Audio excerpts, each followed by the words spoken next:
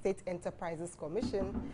And on my immediate left, we have Professor Robert Ebohinsen, Professor of Marketing, Department of Marketing and Entrepreneurship, University of Ghana Business School. Now, let's listen to what the President said on May Day in relation to public sector productivity. We'll be back after that. Everything comes to a stop when it rains, and we seem to expect the rest of the world also to stop. We have no respect for the hours set aside for work. We pray, we eat, we visit during working hours. We spend hours chatting on the telephone when customers are waiting to be served, thereby increasing our labor costs. We take a week off for every funeral, and then we wonder why we are not competitive. The service that we provide in our hospitality industry does not match that of our competitors, and many of us have sadly come around to accept poor service as the norm. There is a particularly pernicious attitude to property that we find at work. There's the petty stealing of paper, envelopes, tea, milk, and other equipment. There's the reckless use of office vehicles. Employees show no inclination to protect the things that are in the offices and factories, and extreme reluctance to stand up for what we know to be right in our workplaces in general.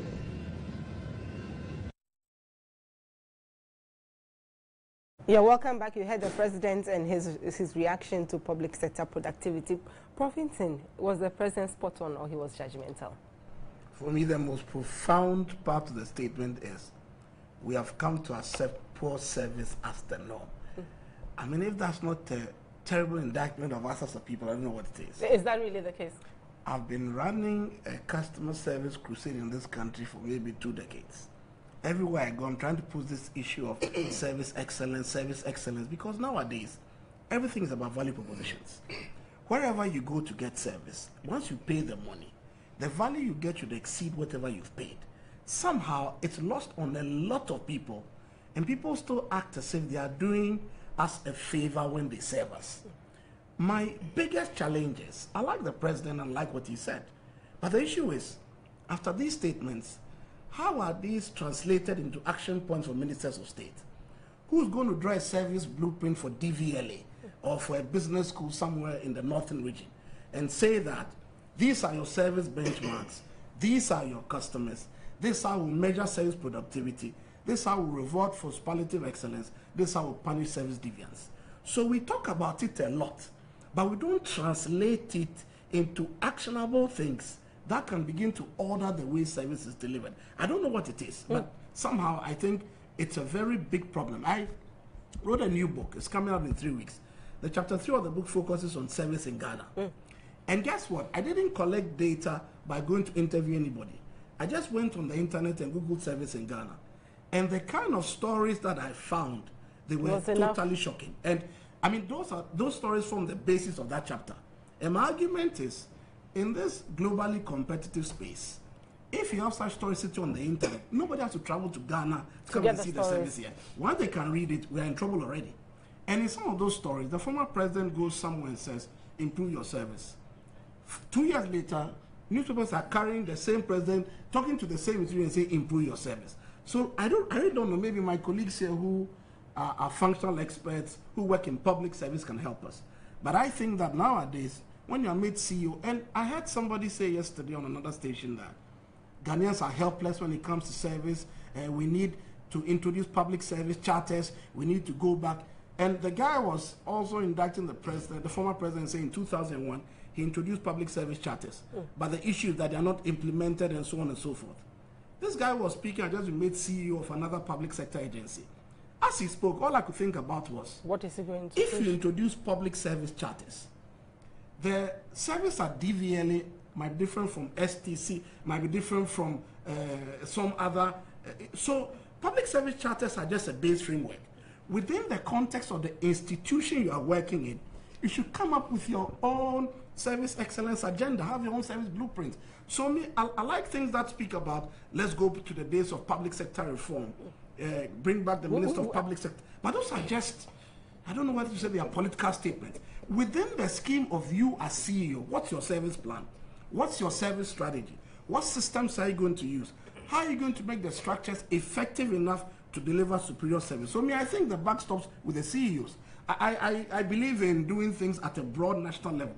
But I think where the rubber meets the road, from CEOs to deans to provosts to, when you are in charge of an institution, you must make it service-oriented. Doc, the low productivity that we are talking about in the public sector, the president was spot on. He called a spade, and Prof says he's very excited about the way he put it. But this low productivity, does it have anything to do with wages?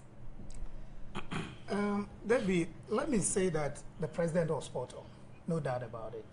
But it is not the first time. In fact... so that statement does not motivate you at all? It does. But what I'm saying is that, Prof just said it, we have to move beyond the rhetoric. In May of 2015, Graham here organized an event in Takrade. For the first time in the history of this country, the president and his vice were at the event for 2 days on the subject of pay related to productivity. We came up, we had different sessions, we came up with a communique, all the stakeholders were represented. We came out of it, what happened? We simply went to sleep. But in 2010, let me just refresh your memory. In 2010, President Atta Mills actually called for all televisions to be switched off during working hours. And this ban on watching TV in offices, departments, and agencies is largely still in force. And in most offices, these tellies are off. Otherwise, before then, we saw TVs on in chief executives' offices and all that. So these are these marginal things, look, steps that we have taken. Why tell people to turn off the TVs when you provide them in the first place? They shouldn't be there in the first place, but that's not the point. Let's come back to the main productivity and wages. What is happening is that if you look at the SOEs that I was in charge of, most of them have over-bloated staff. Some of them, the skills are no longer relevant. But Prof said it, even though he muted it. The point is, you cannot sack them. Why not? And as long as you cannot sack a public servant, forget about productivity. I agree. But then again, we should look at a situation where I don't remember where the single spine started. Police. When I first came back to this country, you cannot sack a public servant. Why not? I think Smith can answer that. I'm sorry to jump in. I met a CEO of a public sector 4 days ago. The person told me, Bob, the average age of everybody there is 50 plus. She said to me, their mindset is set. She said all these things you talk about, strategy, systems, skills, performance orientation, all these new public management things, said, look, it won't work. So, we need a whole mindset change, and then we need to sort of change the people who are actually there before we can find a way forward. Why you can't sack, I don't know. I guess if you have stronger monitoring and evaluation systems, you have performance tied to pay, you have merit for pay types of systems, maybe you can sack. But as it is, I'm not sure. I don't know what it takes. Yes. Mr. Smith, Graham, why can't we sack them? Why can't we sack? We can. We can. So why are we not? The laws are very clear in the labor laws and everything, what an employee can do, that you can either terminate the appointment or dismiss the employee. The laws are very clear. The difficulty is the structure of the public service and how recruitments are done in the public service. Recruitment are very critical so far as any organization is concerned. And therefore, if the public servants, there are no means of measuring the performance of people, it means that when you go and you don't have it documented and you go and dismiss people, looking at the politics in this country, it is easily played in the political light that the person has been dismissed because of politics. But the law is very clear. you need to have targets for the person. You need to measure the targets, measure the person's performance. If the person is not performing, you indicate. And once you follow all this procedure and it is the same, you can fire. But the point is that the public service structure is something that I think we all need to go into and look at the structure very, very well. And the structure is such that we've got into a stage where we need to call a spade in this country. If, for instance, let me use Doc as an example. If, for instance, you look at the way immediately after elections, people are pushed into public service institutions for political reasons. And some lose their jobs. Yeah. Once they get there, immediately they get there, their loyalty is to the government and not to the public service. That is one. Immediately you come in and say, Dr. Kamenta, you are fired, and you brought in somebody, then that organization is divided into two around political lines. You can't rule down those things out. They are the things that are the core to the challenges that we have in the public service. And the question I ask myself is, can't we have a way of getting people recruited into the public service? It is possible. When everybody knows that this is the procedure, this is what I'm supposed to do, and once we are able to... And the procedures guiding recruitment in the public service? Look, they are complicated. They are not there, they are or they are there, but they are not implementable. I think we've got into a stage where I'm advocating for a situation where... But do we have those... They are, but for some reasons, they don't seem to function. Some reasons they don't seem to function. And I think we've got into a stage where we need to call the spade. All of us will have to now sit down, probably declare a decade of productivity of something, and then now go into it to find out why the public service is like that. Until we do this empirical research to find out those things, it will be difficult. But the other things, for instance, if you take the budgets that are given to institutions, and I can say for a fact, are not linked to any national strategic plan. No. None. No. They are shopping lists by institutions. Why not? The government in power comes with a manifesto, they have a plan. But a manifesto, they mention some big policy agendas, and those the guidelines. I'm always fighting with people who use manifesto, my friends in political science. But that is what we see. But the thing is, a manifesto must be translated into a national strategic agenda. Manifestos are useful for winning elections. When you win the election, you shouldn't keep making recourse to a manifesto. Translate it into an actionable strategic plan with deliverables for tourism, deliverables for here, deliverables for health, and then you quantify these deliverables. Once you're able to quantify deliverables, you can begin to set targets. But if you don't quantify them, then we just keep talking a lot. Everything is amorphous. Then what are we doing? What are we budgeting? And what are we implementing? Like he said, because there's a budget for 2017 and 2018. There will be another budget. You'd be amazed how many public sector institutions prepare budgets not on the basis of any strategic plan, but on the basis of the fact that last year we spent so much. I mean, so like if you took over, you just took a look. Let's look at the whole budget. Let's increase everything by 10%, and then we are good to go. You see, me, I'm just praying for the day that anybody who comes into office in any public sector position has as part of their letter targets that have been put in the letter. So that, for instance, if you are made head of Department of Anthropology, we give you a $4 million budget. Those students who come, they are customers of the department. You have to strive to ensure you meet that target. So that more than just administering the function, you work with targets, you measure it monthly, you measure it quarterly, you give feedback. One vice chancellor said several years ago, he told me in Ghana, he said, "Bo, Olenogo, Niaji, ka afe assessment. Mo fiya na 80%, 90%, 80%. No, actually, oh, prof, fine. His point was that even the assessments are done in such a way that everybody scores 82%, 89%. Then that gives the indication that there's some target, because if people are assessed and everybody gets 80%. But let's look a little bit at the productivity and the wages.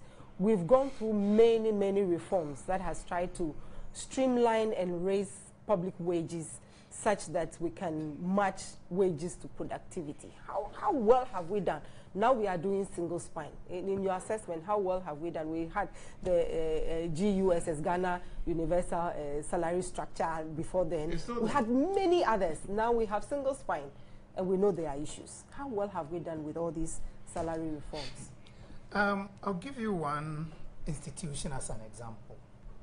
I think 2009, when I came back to Ghana, the lowest rank of a police officer was receiving 179 cedis a month. And that was which year? 2009. Wow. 179 cedis. And I sympathize with the guys. They are supposed to be responsible for our security. Come single spine, it jumped to about 1,500. And we were expecting that with such a huge jump, the way policing was done in this country, the level of corruption and everything was going to go down. Did it? No. And the question comes back to what Prof was just saying. The mindset, attitudes and behaviors are engineered. You don't just wish for something to happen. As long as you don't consciously engineer behavior, it doesn't matter how much you increase the salary structures of people in this country. Right. Productivity is not going to automatically follow. But Doc, there are some fine policemen. Let's use the police as an example because you mentioned it. Well, there are some very fine policemen who do very well. So shouldn't we be looking at productivity-based wages? Shouldn't we be looking at that? Because that's where we came from, where we had a lot of disparities within the wage structure. It goes back to what Prof was saying. Single spine. But if this is the base and everyone is getting based on their rank and it is not boosting productivity, shouldn't we go back and look at who is working? And it's a larger issue than the pay. That's what he's saying. Yes. But there are some who are doing it right. They are the exceptions. Shouldn't we pay them more? Yeah, we should pay people well who are doing. Like, if your productivity is high, you should get a commensurate salary. But the point is, the whole culture, if one or two people are doing it, it won't change anything. It is when a critical mass is doing it that we can tell the scale. So we need to look at this thing right from the very top. Leadership is the difference between excellent service and no service. Leadership. So we need to do something to the culture. Right from the very top. Because top or bottom? No, right from the very top. If people, for example, a public servant sees a politician comes and there is some corruption or that sort of thing, he thinks, well, I have to do what I have to do as well. The politician cannot then check that public servant. And in this country, somebody told me that more than 80% of the corruption happens with the public servants, not the politicians. But because the politicians themselves are not upright, it is difficult to ensure that all the way down, things are done very well. Exactly. So we have to start from the very top. How are things measured at the very top? Is there productivity? The trickle-down effect. Yeah, then you can trickle it down. One of the things we're proposing, particularly for the state-owned enterprises, was to have what we call a presidential dashboard. There you go. Where at the office of the president, monitoring, at the click of now a we button, have a minister in charge of monitoring and evaluation. Yeah, I mean, that's why I'm saying at the office of the president, because it's a whole setup. Who is in charge of it is not really the issue, but the point is that at the office of the president, somebody is in charge who at the click of a button can see a whole sector, go into details to see the individual SOEs that are contributing to that sector, go into detail to see what specifically is happening with that individual SOE that is contributing to performance and other things. The Minister of Finance will have access to the same sort of information. The sector ministers who are responsible for these SOEs will also see the same sort of information. So at any point in time, you see what is happening. Yes. Now, if it is happening at the presidential level, definitely the CEO will have to answer to what the problems are. Exactly. So he will have to be, he will have to ensure that all those working under him are contributing to the performance. And meeting the standards. Meeting the standards. So it trickles down. But as long as it doesn't come from the top, you can forget it. It's going to be business as usual. Graham, you are from the fair wages outgoing.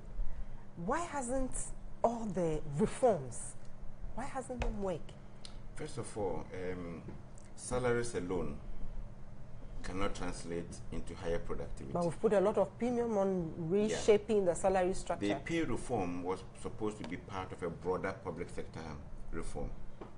As Prof mentioned, we adopt a system of public sector reform, and we allow it to be very generic, and we bring these generic reforms into the country. But what pertains in one organization is totally different from the other. And we need to narrow down on organization by organization to be able to know how to measure the performance there. And let me give you a practical example. If I'm measuring the performance of, let's say, a teacher, and I take a teacher, maybe a teacher, am I going to use, am I going to use the score of the students, pass mark of the students or whatever? Is that what I'm going to use? If I take a teacher in Wesley Girls High School, and I take a teacher in, let's say, you can say of Anko Secondary. Bunkrungu Senior High School. There's a new school at my junction of Anko Secondary. No, not occupied yet. Yeah. Okay. One of these schools, one of them is a first-class school, with all the students there, supposedly first class. The other school has average students. Now, in reward, what you do is that you reward the effort that goes into it. How are you going to measure the effort that the teacher in Wesley Girls High School put in to get a score that the students got? Indeed. And how are you going to measure what the teacher in Bunkrugu Secondary School to get a result? Exactly. And therefore, we need to get to a stage where, for instance, we take the education, and now we can all sit down with the experts in education to now know how do we then measure productivity for a teacher. For a teacher. When we all agree on what is supposed to be used as a measurement, that becomes the measuring stick. So it becomes the effort that is being put into it. So I can measure the effort of the teacher in Western Girls High School, measure the effort in the Bunkrugu Senior High School, or whatever. The same thing, if a judge is there and is giving judgment, how do you measure the performance of the judge? But I'm sure that when the experts within that field sit down and do an analysis, they'll be able to tell how you can assess the productivity level of a... We cannot have the generic reforms that we continue having in the country. For me, that is a challenge that we are having. And we've gotten to a stage where we need to do a lot more of research. Unfortunately, academia appears to be very absent so far as these issues are concerned, and Prof is here. We are trying. I'm not sure how academic research, because I doubt if since University of Cape Coast was established, they've not done a thing like that. I'm sure it is somewhere sitting on some shelf or something. Yeah. How effectively is academia linked to the work of policy and all that? It's a major issue. Let me give another practical example. Government comes out with a policy, says, I'm restoring nursing trainee allowances. I'm restoring teacher trainee allowances. What strategic direction is it leading to? Absolutely. Do I necessarily have to restore for everybody? Why not have a situation where I will say that I will restore the allowances for those who will agree to say go to this particular school because I want to, I've done my analysis, I know that this institution lacks the teachers, and so I'm going to restore the allowances for nurses who agree to go to this area. I'm restoring the allowance for teachers who agree to go to this. So you are spreading the skills of the teachers in all the bureaus. Incentives that resolve problems within the sector. But if that is not done, and you just do it across board as we all do all the time, at the end of the day, it will not lead into any efficiency, it will not lead into any productivity, it will not lead into anything, because the basis of it was political. The basis of it was not based on any empirical research of any sort. That's the difficulty we have in the public service. Prof, it looks like politics is running everything. How people are appointed, chief executives change when a new government is in place. So we have a lot of square pegs trying to fit into round holes, and they are not fitting very well. How do we resolve this issue if the wage single spine and making sure that people are paid well do not resolve the issues? As for politics, it's a very difficult subject. I work I work in Legon and I come from the marketing department. So I leave the politics of my big friends on the left side. But I want to follow up on the nursing analogy he just used. An extension of his argument will also be, will these incentives lead to improve nursing service delivery outcomes? Will nurses be more service oriented? Exactly. Will they treat patients faster? Will they be more meticulous how they take patient data? Exactly. You see, everything must come to outcome. I believe in outcomes. Once you have outcomes, you can measure. But once there's no strategy with benchmarks and outcomes, then we are just shooting in the dark. And the thing for me is, he spoke about the specificity of organizations. Look, the SLAs you need here, service level agreements, the SOPs you need here, standard operating procedures, the customer service charter you need here in your media general group might be markedly different from what they need at multimedia or only media. And it's because of the specificity of your agenda here. Sure. So in marketing, we have a new term we call branded customer service, where we are saying that everybody must be service oriented. But the Mercedes customer service should be different from the Jaguar customer service, should be different from the Toyota customer service. So within your brand DNA, find out exactly what your customers want and begin to design propositions that delight them. Because at Passport Office, the issues are very different from the nursing department in Legon. If you go to DVLA, the issues are very, very different from which other state-owned enterprise do we have, for instance? Like a public, like Ghana Post. The issues are very different. So a public service charter is good. National customer service charters are good. But I think the CEO of Ghana Post should understand the specificities of the needs of Ghana Post customers and devise a strategy that takes those needs into account so that what they deliver will excite them. Look, I've always said, I met the new head of the Accra Metropolitan Authority a couple of nights ago, and I told him that, listen, there's this notion that AME, you're just ripping us off. You just take them and we don't know what to do for us. It might not be a correct notion, but the thing is, once AMA starts to position themselves as caring, listening, taking our needs into consideration, designing policy, delighting us, satisfying us, then they can even charge us a premium we'll be prepared to pay because we are citizens of the country. We can see the value in what they give us. So on the issue of productivity, I think respectfully that everybody should start to introduce these standard operating procedures, these service level agreements, and begin to measure the way service is delivered. I was speaking to a CEO once, and the CEO, after 2 years in office, hadn't evaluated the senior most admin person in the public sector agency. So I was asking the CEO, what was this? The CEO said, well, they are not been given a form from HR to evaluate the person. I said, no, what you are doing is not correct. You are trying to be politically correct. But what you are trying to do then is that you are injuring the organization because you want to be politically correct. So some of these state enterprise CEOs probably want first term, second term, third term, fourth term. So they'd rather not rock the boat, do the work quietly, and then move on with their lives. And wait for the president to come to May Day and then just lambast all of us. So I think this conundrum can be sorted out if leaders will take charge, set the rules, measure. There's a scripture in 1 Timothy 5:20, the B part. It says, them that sin repeatedly, punish openly, that the rest may stand in fear. I like using the scripture because I keep thinking that, madam, you did the wrong thing, I didn't mind you. I didn't mind you. By the time you do the third time, I should give you a small credit to tell you, madam, I don't appreciate the way you are cannibalizing the service effort. Fourth time, I'll tell you, madam, get ready to go. Fifth time, I'll let you go.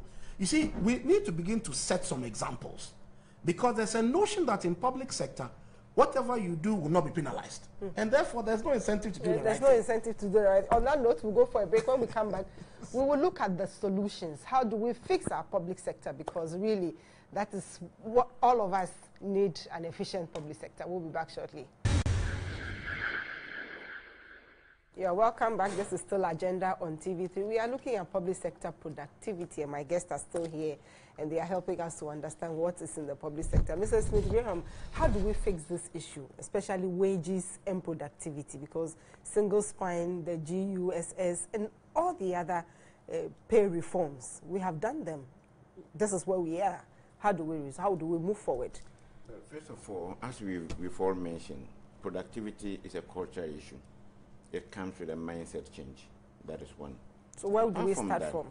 Apart from that, you need a very strong drive from leadership. And from leadership, I'm talking about the very top, the presidency. The president has done very well in coming out with these statements. Now, after coming out with the statement, somebody should be able to drive all of us along. Who should that be? You see, I'm looking at a situation where we have a direction that we are all heading towards. And therefore, if I'm working in Fair Wage and Salaries Commission as a chief executive, and I have certain targets that I'm achieving, I know that my target is leading into this aspect of this national agenda. The one who is working at the State Enterprises Commission knows that this is leading into a certain agenda in a certain national agenda. But currently, as we speak, it looks as if most of institutions are doing their own thing. As I mentioned earlier on from the beginning, there are no strategic directions per se. How many institutions have strategic plans? Strategic plans are not there. Very codified strategic plan that is leading into a certain national agenda. They don't exist. So once we're able to get there, and every institution has a strategic plan, then you know that you are providing resources to the institution to be able to provide A, B, C, D. It is not as if an institution has submitted any, excuse my language, shopping list. And so we look at the list and say, okay, this one will give you 20% of the amount. So you give the person any amount of money. Now they get the money, the institution gets the money. What they will be able to do with the money is what they will do. And it will not lead into any national productivity agenda.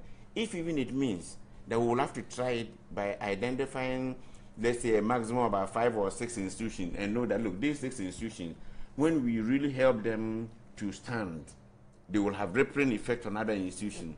And say that, look, let's get them the strategic plan. These are the strategic plan. These are the resources we are providing to them. And do an assessment to see exactly how will it impact on their productivity level. I think it will help. If not, we'll come out with one policy after the other. And most often, the policies are driven by, should I say, politics. How people will look at you, and not necessarily that it is leading into any strategic direction of the country or anything. For me, that is the difficulty, and I think that we've gotten to a stage where we need, and like Prof mentioned, we've been having discussion, and I'm happy that PSC has done that now, where before anybody is appointed, when you are appointed, you are given specific a fixed-term contract.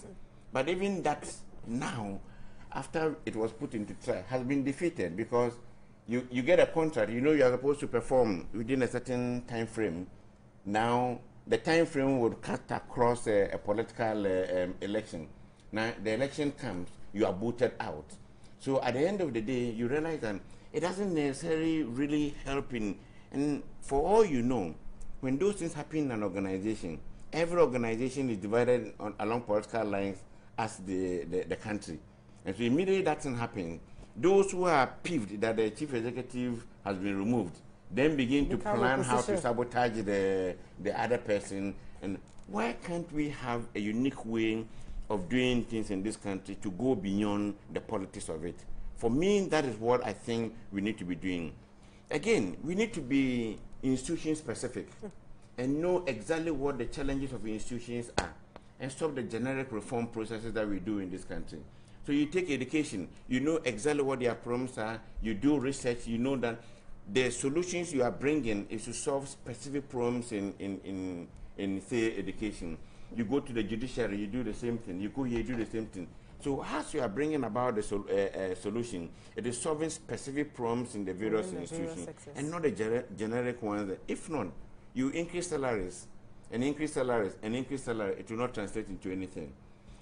This morning I was thinking, I said, assuming I give somebody a target, and the target I've given to the person because the institution has no strategic plan, I've given the person the target. I say, look, every morning pick the daily graphic and give it to all the heads of institutions, and then you come. So the person, every morning he comes, he picks the daily graphic, distribute them.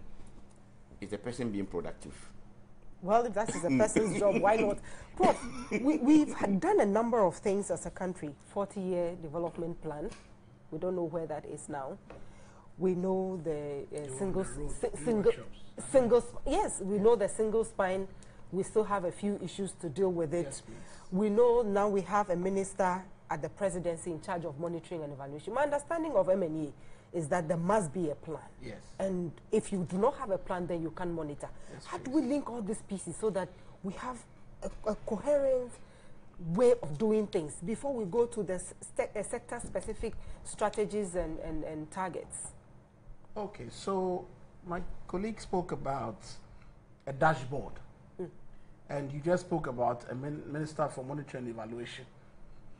Maybe one of the first steps would be to come up with some service excellence dashboard that stipulates ministry by ministry, agency by agency, what their objectives are, productivity-wise, service excellence. So look, in Hungary... Would that be work that you would put at the doorstep of the minister in charge of monitoring and evaluation? Hey, as for putting jobs at ministers' doorsteps, I'm not too sure I can do that. Because if we're talking about a dashboard at the presidency, you could. Whose job is that? You could, because I mean, whose job is that? That's trade monitoring and evaluation. Once you say dashboard, it's trade monitoring. So if you want to put it there, I'll put it there with you, no problem. No, I don't want. I'm asking together. you if you want to put it there. Okay, I'll put it there, no problem. Great. I'll put it there. Be careful when you report me after putting it there. Okay, so, but I want to give an example. Look, in Hungary in 2001, they came up with this issue, this concept of payment by results. So they tried to mix that up with the way the civil sector was working. What they did was that every minister or civil sector head will say that, okay, I'm in charge of transport. So Ghana Airports Company Limited, this is your target. Ghana Civil Aviation Authority, this is your target. So they set organizational targets for all the agencies under that sector ministry. Then for you, you had personal targets that were linked to that organizational target. Sure. And then the third layer was that you had a written evaluation of how you performed against those targets in respect of what you were supposed to contribute to meeting, say. And at that time, you could get bonuses of between plus 20%, no, plus 30% to minus 20%, based on whether you met your personal objectives or targets or not. I think that if we become a lot more focused on measuring output, because the thing with generic pay, that happens only because you move to grade X or grade Y or grade Z, is that it usually is not an incentive to work hard, because whether you work or you don't work, we all get paid. We just have to wait for a while and move to the next step, do whatever we like and move to another step. So I think a service excellence dashboard will help, and I think payment by results in terms of bonuses you can give might also help. Those are just We've come from a system of bonuses and allowances and having a lot of disparity, and that's why... You see, I came from private sector before I joined the university. For 5 years, I was working in a big ad agency. So I was used to bonuses. And I'm sure Mr. Smith-Graham knows what bonuses have done to the public sector. Oh, you give very bonuses and allowances, variations, and sometimes people's bonuses were twice or 3 times more than their salaries. Allowances and the basic salaries, they are generic, as Prof is saying. Now, if you go into it right now and saying that you are going to reward people so far as their efforts, as Prof is saying, and then you give them bonuses. I'm not sure how it's going to work within the public sector. Difficult. Okay.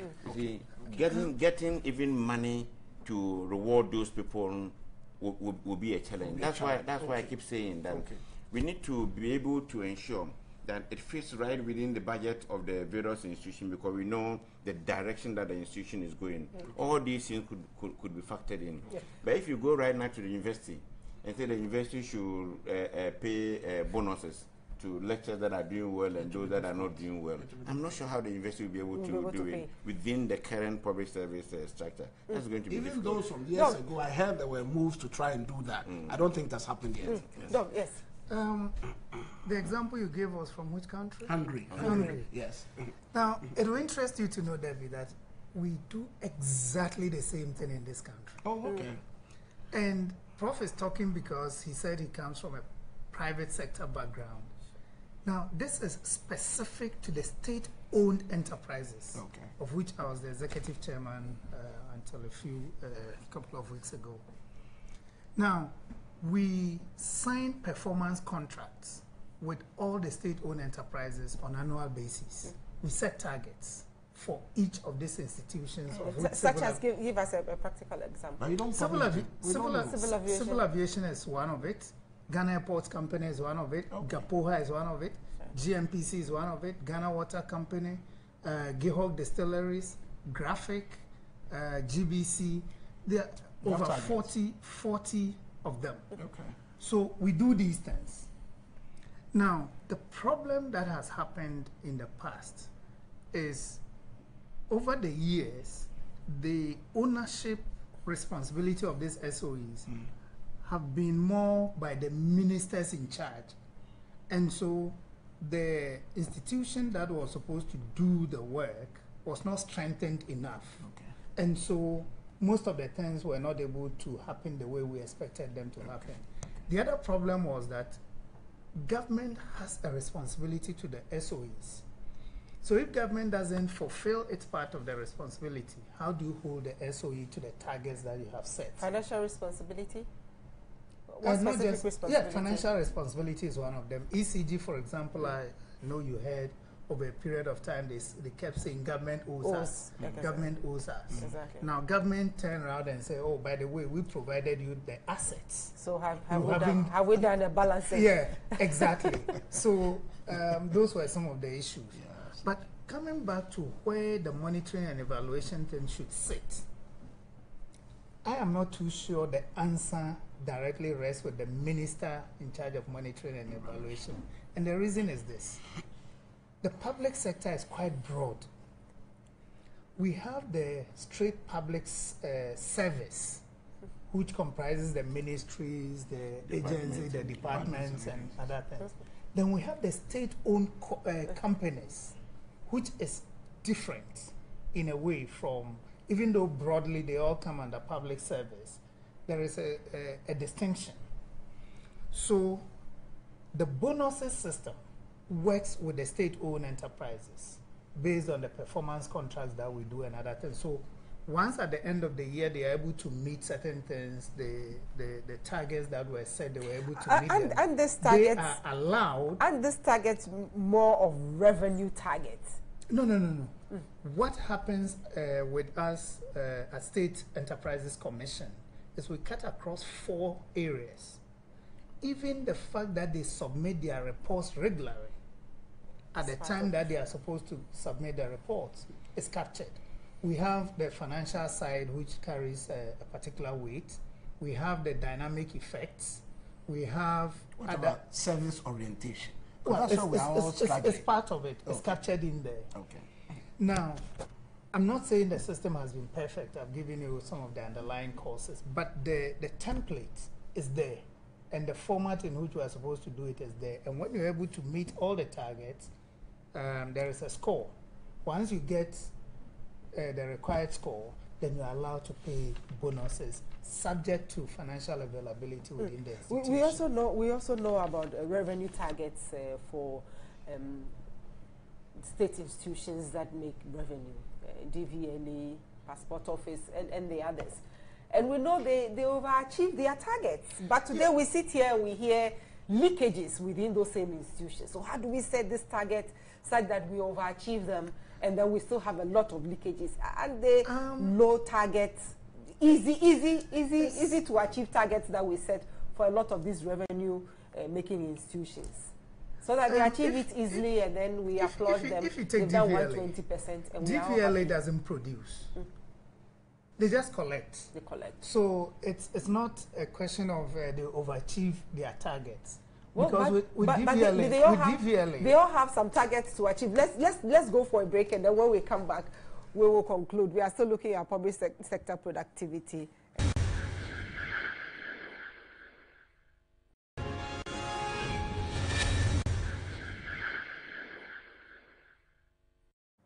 You're welcome back. This is still Agenda. We are concluding on public sector productivity. Dr. Smith-Graham, Mr. Smith-Graham, sorry.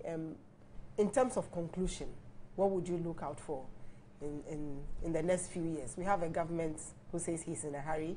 He said it very clearly and openly. What should be your expectation? My view is that we need to now begin looking at the institutions and the service charters, as Prof mentioned. But before we get there, we need to look at the current employees that we have in the various organizations, look at their mindset, the sort of training we give to them, and all that. And then we now look at how we now bring people into the system. My research has shown that recruitment is very critical so far as productivity is concerned. Because when you bring somebody in, and the person already fits into a culture that you have already established, it becomes easy for the person to be productive. But if you bring somebody in through a certain back door, and the person comes, the agenda becomes a bit problematic. So I think that we've gotten to a stage where we need to be looking at institution by institution, conducting proper research to find out where the challenges are with the institution, and stop the generic business that we do in the country. And when we have done that, we'll be able to then look at the problems of each institution and find specific solutions to those institutions. I think that is what we need to be doing at the moment. And once we do that, we'll solve problems of the institution, and the institutions that do not need to exist, if have to be abolished, can be abolished. Those that have to be merged, there can be several of them that are duplicating functions. If they have to be merged because they are duplication of functions, we merge them. If they have to be weaned off government subvention, as we've started doing already, you wean them off government subvention and you allow them to be on their own and allow the board to run them as professionally as possible. I think that is the stage we need to get to. And once we're able to do that, we shouldn't have difficulties with productivity in the public service. Doc, what should we do to our wages? I want to take it higher than what we should just do to our wages. I want to say that all the systems, the performance procedures and everything that Graham and Prof have been professing since we started should start at the office of the president. That dashboard is important. Not just the dashboard, but the office of the president itself. They must have performance-related things. How do we do this? How do we measure the people there? At the office of the chief of staff should take that responsibility. One of the things that makes me sad is that you see a top official at the office of the president with a Yahoo email address, Gmail address. And they use that to send professional emails. Exactly. And we talk about security. So if we can get the office of the president to take the first step in making sure that all the systems are in place, the performances are measured there, the strategy, the office of the president itself must have what Prof calls a strategic plan with everything in there. Now, once you take the lead, then you can cascade down to all the other institutions in the country. What should we do to our wages? You didn't touch wages at all. There are public sector workers who are so very interested. If they set a good example at the top, it will cascade down. By the time you have indices for measurement, you become service-oriented, you become very productive, whatever you are being paid will now be merited because you are delivering value to your customers. Are we saying that what people are earning now are not merited? No, the thing is, my pay is very small. I mean, I work in the public sector myself, but I'm just believing God the movie alone. It's not very small. So the question is, what should we do to make sure that you can give off your best? Because we know you are professional. As for me, I'm just passionate about the university. But we don't have all passionate people in the public sector. We have some people who are working and need to be remunerated. Absolutely. For due. So I think what we need to do is that, look, there's a phrase that great service follows the law of gravity. So if you see a company or a ministry with a good service ethos, the leader is usually the one who's pushing the agenda for service excellence. So this pay issue, all I can say is that you can't reduce salaries in Ghana's public sector. It won't happen. So what you need to do is to try and improve the quality of the service output in terms of the individuals who make up those entities, so that they can deliver better value and make even more money. I guess when you make more money, like my colleague is saying, you can pay bonuses.